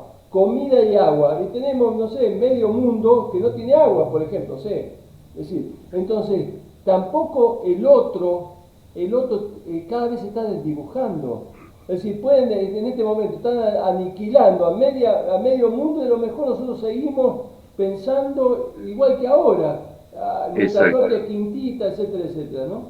Pero bueno, así va la cosa. Es difícil. No olvidar hemos hablado del poder, o sea, lo que codifica la izquierda, por ejemplo, es la centralización del poder, la búsqueda del poder. Entonces, creemos que tomando el poder es tomar el cambio, es producir el cambio. Por eso es muy importante lo que leímos en la pasada del movimiento zapatista, darle la espalda muchas veces al poder. Digo que en la historia también hay ejemplos que podríamos estudiar, no estudiar, sino como saber que han habido sociedades en la búsqueda de eso. Por ejemplo, en Roma los plebeyos, o también es muy interesante acá lo que pasó con los guaraníes y los jesuitas, en ciertos momentos del pensamiento del poder moral. O sea, han habido como sociedades a la par, que le dieron la espalda al poder, pero coexistieron con ese poder. O sea, como que no participaban, pero sí estaban subsistiendo a la par. Entonces, bueno, un ejemplo de esto eran los plebeyos que tenían su propia legislación, y aparte de eso, no transgredían las leyes romanas. digo un ejemplo de esto porque usted a veces también menciona el anarquismo o el marxismo. En cierto momento lucharon a la par, pero el anarquismo no quería tomar el poder, lo desconocía pero no lo tomaba. El marxismo que quería era tomarlo para después disolverlo. Pero en realidad nosotros acá también hemos discutido que todo cambio no debe ser justamente con la toma del poder, y el poder representa el Estado. Claro, Por eso ellos tomaban el poder y se sostenían en el poder y generaban una casta burocrática, ¿no? Entonces, bueno, y volvemos a la misma, la diferencia jerárquica entre lo de arriba y lo de abajo. El anarquismo por lo menos, primero no quiere tomar el poder y segunda busca la cooperación, el trabajo conjunto con otros. Lógico, pero bueno, hemos llegado a un punto crucial que creo Digo, esta especie de multiplicidad, en donde nosotros tampoco tenemos claro qué vamos a hacer, no sé si lo vamos a encontrar. Pero digo, ¿cómo encontrar? Exacto, digo, uno que aparezca el hilo conductor, y por ahí uno revisa la historia, por ahí revisan acontecimientos que responden a estas ideas. Pero sí, el Estado, como dijo recién, es quien hace que pues, la izquierda tampoco nos representa porque vendría a ser justamente un representante más del Estado. Y el Estado en sí... Fíjate Marcelo, que la otra vez me invitaron también un foro, una gente muy, muy interesante que viene trabajando hace tiempo, ¿no? Me merece todos mis respetos. Pero me invitaron casualmente para pensar junto con otros, ¿no? Ellos lo organizaban. Un libro que nosotros también habíamos trabajado acá, que era el de Rolnik, Esferas de Insurrección. Bueno, me sumé, creo que tuvimos 3 o 4 encuentros. ¿Qué pasó? Esfera de Insurrección, micropolítica, ¿no? Rolnik, que trabajó ya antes con Guattari, ¿no? Que casualmente hicieron un libro llamado Micropolítica. Bueno, entonces, claro, yo veía y participábamos, y se hablaba de micropolítica, del Rolnik hablando de la macropolítica. Te digo en un momento, pero a ver, ¿y por qué no pensamos lo que dice Rolnik? ¿No? Rolnik habla de cosas pero muy fuertes, ¿no? De la producción deseante, del inconsciente capitalístico, colonial capitalístico, habla también de los brotes que tenemos también en la propia producción deseante, en el propio inconsciente, que está capturado, y que también esos brotes hay que generarlos, Nada de eso. Tuvimos 4 reuniones y de Rolnik pasó el título nomás. Entonces, fíjense, si en sujetos progresistas que generan, intentan y traen un texto fuerte como el de Rolnik, y de pronto siguen hablando de macropolítica. Entonces, yo digo, pero la miércoles, la captura es muy grande, ¿no? Es muy grande. Entonces, pero bueno, lo mismo, no es una crítica al espacio porque realmente son gente que está trabajando muy bien, etcétera, etcétera, pero bueno, me dio esa impresión, ¿no? No sé, se piensa más en defender a Cristina o algo por el estilo, que no está mal, cada uno tiene su vertiente, pero se comen toda la realidad, y más cuando hablamos de micropolítica. Entonces, la cosa está compleja, ¿no? Bueno, Juan. Sí, yo he escuchado en este espacio muchas veces establecer esta diferencia que vos acabás de clarificar muy bien, Roberto, entre la micropolítica y la macropolítica. Y siento yo, quizás es una mala interpretación de mi parte, pido disculpas, ¿no? Que es así, que esta apelación a la micropolítica tiene una vertiente profundamente individualista. Y lo macro pareciera ser que está más bien vinculado a lo colectivo, a estos ismos de los cuales se hablaba hace un rato. Y yo creo que la vinculación entre la micropolítica, que es algo que apela al individuo, al sujeto, no puede estar separado de la macro, de lo colectivo. Si va a haber un cambio en nuestro continente, si va a haber un cambio de paradigma en nuestro continente, ese cambio solo va a ser posible desde lo colectivo, desde lo macro. Claro, pero a ver, Juan, te agradezco que lo digas porque es muy importante lo que dijiste, muy importante. Ya venimos trabajando, cuando hablamos del taller de lectura de Lesi Guattari, por ejemplo, es decir, no existe lo micro sin lo macro y no existe lo macro sin lo micro. El problema y la crítica es que lo macro no toma lo micro y lo micro sí toma lo macro, ¿me entendés? Porque no existe, a ver, empezando, no existe el individuo, la subjetividad como tú dices, sí existe evidentemente como producción deseante, pero cada sujeto es un colectivo, es decir, de la micro siempre se piensa en lo colectivo, ¿se entiende? Que ahora que piense que lo colectivo no tiene que ir necesariamente por la toma del Estado, es un elemento, pero no el único, ¿me entiende? Es decir, definitivamente no se puede pensar una micropolítica subjetiva exclusivamente, porque sería una visión más individualista derechista, ¿no? Entonces, tenemos que pensar siempre un sujeto conectado, un sujeto múltiple, un sujeto colectivo, ¿no es cierto? Pero darle consistencia a lo que las políticas, la vieja política, la mala política, como dirían los zapatistas, es casualmente no tomar en cuenta las subjetividades, no tomar en cuenta la producción deseante, por eso la persecución de los homosexuales, de las diversidades, etcétera, etcétera, etcétera, ¿no? Y de cualquier tipo de exclusión. Entonces, por supuesto que tiene que haber algo macro, por supuesto que sí. Totalmente de acuerdo, no, si esto no pasa exclusivamente por una cuestión individualista, sí por una producción que se genere y las transformaciones vienen de abajo. Por eso las transformaciones son los movimientos feministas, son los movimientos, ¿no es cierto?, artísticos, casualmente sacar los partidos políticos en las calles con las banderas políticas identificatorias de determinados partidos políticos y hacer unas movilizaciones más festivas, unas movilizaciones más múltiples, ¿no es cierto?, donde todas las organizaciones puedan estar y no tratar de pelearse a ver qué partido copa el frente del avance de la lucha en las calles, con lo que pasaba no hace muchos años, ¿no? Entre el peronismo y dentro de la izquierda, a ver quién copaba el frente de la movilización, ¿se entiende? Entonces, en ese sentido, obviamente que los procesos son colectivos, son globales,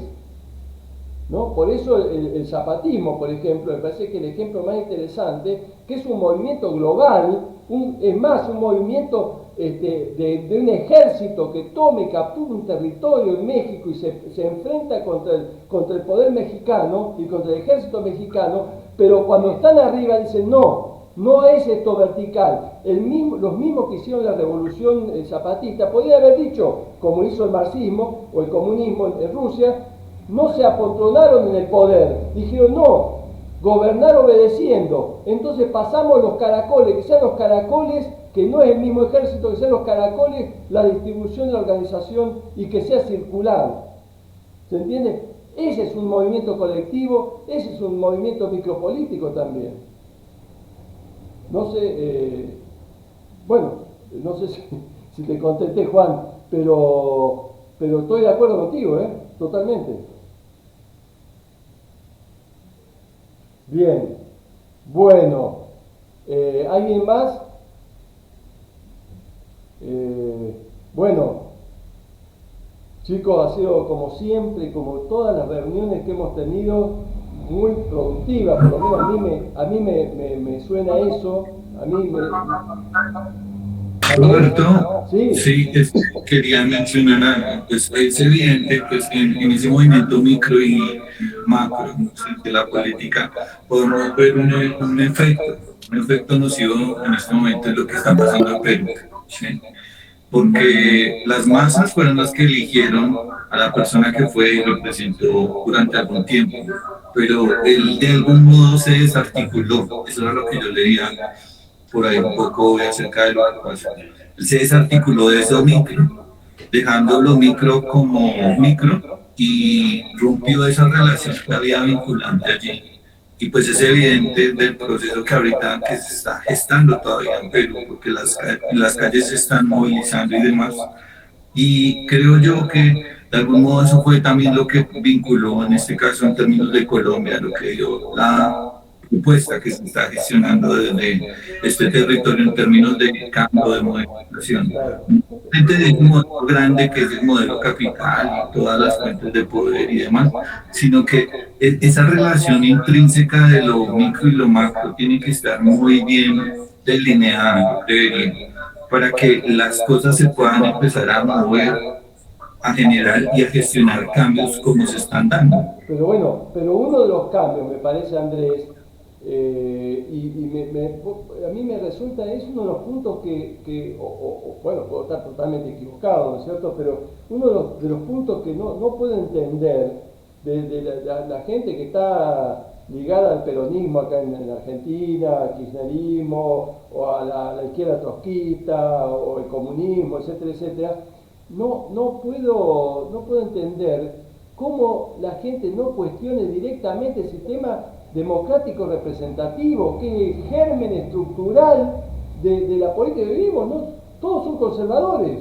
Entonces, si no esperás en la izquierda, que de pronto, como se luchó antes contra el voto femenino, contra la esclavitud, etcétera, etcétera, ¿cómo no ven el elefante en el bazar? Es muy loco lo que digo. Es decir, no. Que podemos, que lo hagan, pero que tengan en su discurso el elemento nocivo, el germen, el virus estructural que es el sistema democrático representativo, que haya otra democracia directa, participativa, no sé de qué forma, hay que construir.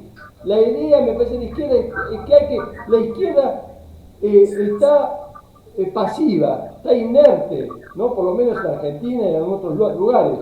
Entonces hay que crear nuevas formas, no sé cuáles. ¿Cuáles? Te dicen cuáles, a ver, ¿cuáles? Bueno, muchachos, esperen, veamos, qué sé yo qué. Pero hay que construir algo. Esta delegación de amos hacia poner un dirigente que después en las oficinas armen sus cosas, no me parece que sea la cuestión. Está bien, ahora estamos, pero por lo menos busquemos una transición para que en algún momento cambiemos. Pues si vos ves los discursos de la izquierda, están atendiendo solamente a ver cómo capturar más gente para ganar las próximas elecciones.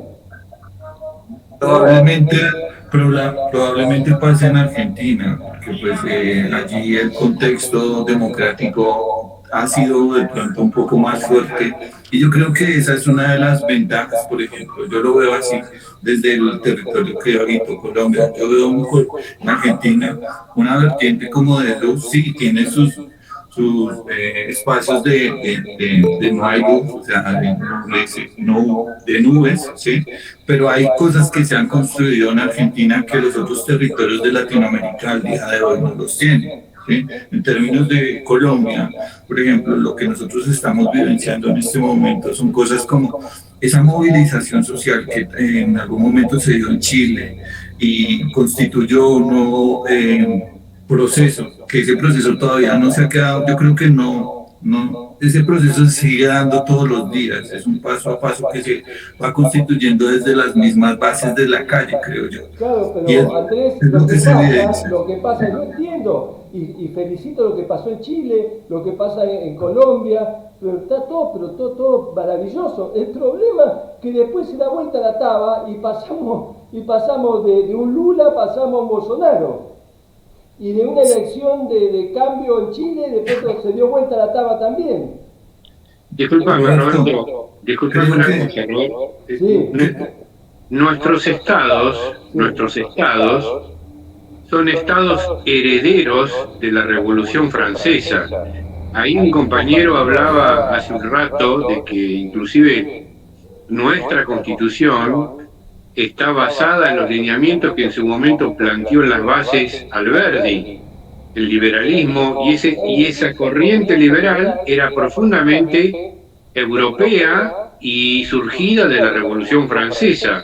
Por lo tanto, si va a existir algún tipo de cambio, ese cambio solamente va a ser posible en la medida en que el actual Estado sea destruido y sobre esas ruinas se puedan construir un nuevo Estado, para lo cual yo creo que hay que prestar mucha atención al fenómeno del surgimiento indígena en distintos sectores del continente, en el sur de nuestro territorio, tanto en Argentina como en Chile, lo que ha sucedido en Bolivia y lo que está sucediendo también en Perú y en otros países del continente, porque yo creo que el futuro Estado necesariamente va a tener que recurrir a esta herencia indígena que muchos de nosotros no queremos ver. Claro, porque somos descendientes de europeos. Estamos de acuerdo, pero cambiémosle, no le pongamos Estado, pongamos otra cuestión, ¿no? Porque si no estamos en la misma. Si el Estado implica los poderes determinados que están allá arriba, y en muchos casos, como en el mismo Bolivia, no, con cuidado lo que voy a decir, pero que muchos movimientos indigenistas no se sienten representados por el actual gobierno, por ejemplo. Entonces, bueno, digo, me parece que la idea es, para no entrar porque si no entramos en polaridades, ¿viste? No entremos en polaridades porque la cuestión por venir tiene que ser diversa, ¿no? Y por construir. Creo que construir algo nuevo, algo diferente, que lo va a hacer la gente en la calle, no lo va a hacer el estamento de arriba, porque jamás lo va a hacer, porque todos pelean por el poder arriba. Entonces, quizás las movilizaciones, las crisis sociales y lo que vaya a suceder, no sabemos qué puede pasar. Esperemos que se generen otras realidades políticas. Mientras tanto, nosotros o este espacio apostemos por esta cuestión de nueva forma. Mientras tanto, estamos en estas. ¿Qué vamos a hacer? No es que no vivimos en una pecera, pero bueno, es lo que tenemos. Lo que sí podemos apostar por una especie de rebelión colectiva, interna, por otros mundos diferentes, porque este mundo como está ahora es un mundo totalmente que genera estragos por todos lados, ¿no es cierto? No puede ser que nombramos a Messi, que Messi tenga millones y millones de dólares, ¿no es cierto? Y de pronto tengamos sectores inmensos de millones de personas que no tienen agua. Entonces algo está mal, y está mal porque está estructurado de esta forma. Pero bueno, no lo vamos a solucionar hoy, nada por el estilo. Así que, bueno, chicos. Yo creo que este espacio, el año que viene, tiene que crecer y convertirse en un foro a nivel continental, y aún más. Creo yo que de aquí tiene que salir un futuro congreso del pensamiento del continente. No voy a decir de América Latina ni de Latinoamérica, voy a decir de Abya Yala, porque tenemos que cambiar también nuestras formas de identificarnos. Mira, Juan, tú dijiste algo muy importante, que de acá puede salir algo. Perfecto. Ahora, vamos a ver, se viene la página, que puede ser un lugar donde pueda concentrar de alguna forma, que nos juntemos un poquito, porque esto solamente nos juntamos los lunes, y de pronto la página tenemos el espacio de poder intervenir en distintos momentos, ¿no? Vamos a ver qué se puede hacer. Roberto, me permite una última cosa, ya que ya no nos vemos hasta enero.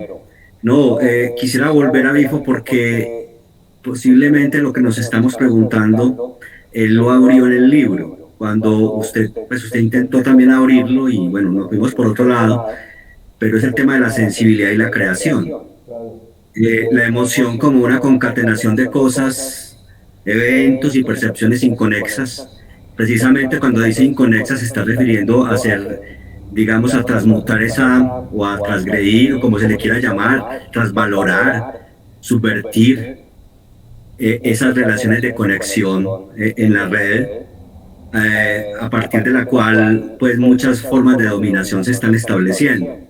Entonces esas formas inconexas, esos filtros que él llama, para que sea sensible, como lo dice él, seamos sensibles a los colores de las hojas de otoño, a la ternura de un gesto, al sonido de una canción, nos permite pensar por otro lado también. Yo, por ejemplo, ahora, pues, no hay que caer como tampoco en el esquema de que porque se buscan alternativas intelectuales sea uno enemigo, digamos, del fútbol. No soy enemigo del fútbol y disfruté mucho el partido y el gesto de Messi me gustó mucho por el sentido popular que había ahí en el fondo. Pero recuerdo un personaje que precisamente es muy cercano a ustedes argentinos y es el Trinche. El Trinche fue un personaje que incluso de ellos se hizo una obra de teatro en el cual el Trinche, como personaje histórico y como personaje singular, porque la singularidad no es lo individual, sino que lo singular y lo colectivo, el Trinche abdica del éxito, abdica del porvenir. Es una especie de Bartleby que dice, preferiría no hacerlo. Es que es una de las otras formas también posible, no es la única, porque la otra son las luchas populares, las luchas indígenas, como ustedes lo están mencionando, las luchas de las mujeres, del feminismo, etcétera, que a propósito hoy no habló ni una mujer, que nos hizo falta que hablara alguna mujer. El caso es que todas estas luchas posibles en el campo político, en el campo estético, en el campo del cine, en el campo de la literatura, en este campo del teatro, que fue esta obra llamada El Trinche, que se presentó pues por toda América Latina, donde nos muestra, digamos, a un jugador de fútbol que abdica de los fines de esta sociedad, y posiblemente nosotros podamos devenir Trinche, así como podamos devenir Esquimal, no sé, devenir aquello que también rompa con la hegemonía y que rompa también con las estructuras dominantes, pero no desde la utopía, sino desde una construcción más heterotópica, con una construcción que realmente se hace cada vez, en cada ocasión y en cada situación. O sea, el porvenir es algo que se está haciendo todo el tiempo, en este momento se está haciendo. Y yo voy a cerrar con un poema de Piero Ciampi, que le da a la palabra trabajo, que ha sido tan cuestionada pues desde el punto de vista de una crítica a la alienación, pero el trabajo también como una potencia de creación. Él dice, Piero Ciampi, ir, caminar, trabajar, ir con lanza en mano, manga de tímidos, de inconscientes, de endeudados, de desesperados, ningún desaliento, vamos a trabajar, ir, caminar, trabajar, el vino contra el petróleo, gran victoria, enorme victoria, ir, caminar, trabajar, el meridiano ruge, el norte no subió, vayan sin miedo, vayamos sin miedo, por acá está el descenso, ir, caminar, fugas rápidas, ese arte de la fuga que tanto insisten Deleuze y Guattari, es el que hay que, no es una fórmula, pero esa concatenación de cosas de la que habla Bifo, ese ser sensible, que incluso para crear una nueva forma de política, que no sea la de la representación, es lo que podríamos plantear a cada instante, porque es eventual, es en cada caso que lo estamos haciendo. Hermoso, Ricardo, hermoso, realmente maravilloso.